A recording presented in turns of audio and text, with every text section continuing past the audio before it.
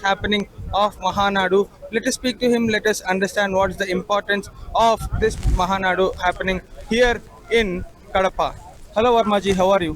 Fine and fine. So, how are you feeling, sir? Kadapa is known as the fortress for YSRCP. TDP has broken it.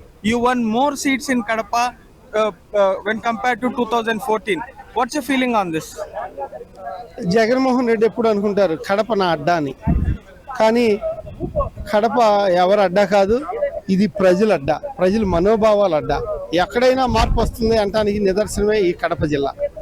ఎందుకంటే ఇంతకుముందుల కడప మేము అటు ఇటు కూడా అంతకుముందుల YS Rajasekhara Reddy గారు రాకముందుల మనం ఇక్కడ ఎన్నో సీట్లు సాధించాం. రాజశేఖర రెడ్డి గారు వచ్చాక ఆయన ప్రభావం వల్ల ఇక్కడ మనం వెనకబడి ఉన్నాం. కానీ ఈసారి జగన్మోహన్ రెడ్డి గారి మీద అయిష్టంతో ఈ జిల్లా వాసిగా జగన్మోహన్ రెడ్డి గారు కడపకి ఏం చేశారు అని ఒక ప్రశ్న ఉత్పన్నమైతే ఏమీ చేయలేదు, ఆయన బటన్స్ నొక్కడం తప్పితే దేనికి పనికిరాని వ్యక్తిగా ఉన్నారని కడపలో 10 సీట్లకి 7 సీట్లు కొల్లగొట్టాము.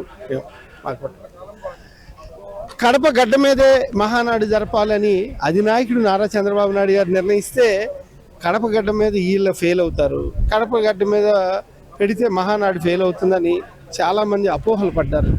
కానీ విని ఎరుగని విధంగా చరిత్రలో నిలిచిపోయే విధంగా ఏర్పాట్లు చేయటం, చుట్టుపక్కల 300 ఎకరాల్లో పార్కింగ్, ఎక్కడికక్కడ భోజనాలు, ఎక్కడికక్కడ మంచినీళ్ళు, రావడానికి వెళ్ళటానికి అనేక రోడ్లు, చాలా చక్కగా మహానాడు జరిగింది. రాజకీయ తీర్మానాలతో సహా ప్రజాస్వామ్య పద్ధతిలో ప్రజలు పెద్ద ఎత్తున పార్టీని ఆశీర్వదించారు.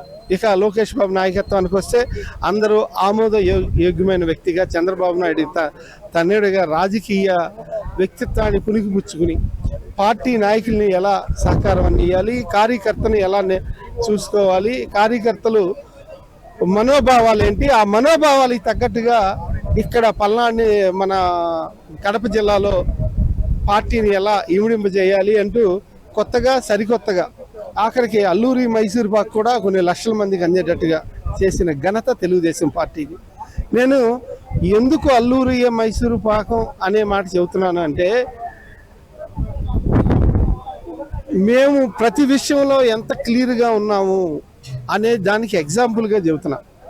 నిన్న జరిగితే 60-70 వేల మంది నిన్న భోజనాలు చేశారు. 60-70 వేల మందికి మంచి భోజనం అందించాం. ఈరోజు 5 లక్షల మంది వస్తూ ఉన్నా ఎక్కడెక్కడ 15-20 స్టాల్స్ పెట్టి భోజనాలు ఏర్పాటు చేస్తున్నాం. ఖర్చుకు వెనకాడకుండా కార్యకర్తలు బలంతోనే డబ్బును వెనకాడకుండా చేసే పార్టీ తెలుగుదేశం పార్టీ. ఎవరిని అడిగినా డబ్బులు చాలా పెద్ద ఎత్తున సందాలు ఇచ్చారు, విరాళాలు ఇచ్చారు. ఇప్పుడు మేము ఆ విరాళాలతోనే ఈ మహానాడు జరుపుతున్నాం. నిజంగా చంద్రబాబు నాయుడు గారు నాయకత్వంలో జరిగే ఈ మహానాడులో పాలు పంచుకుని ప్రజాప్రతినిధులు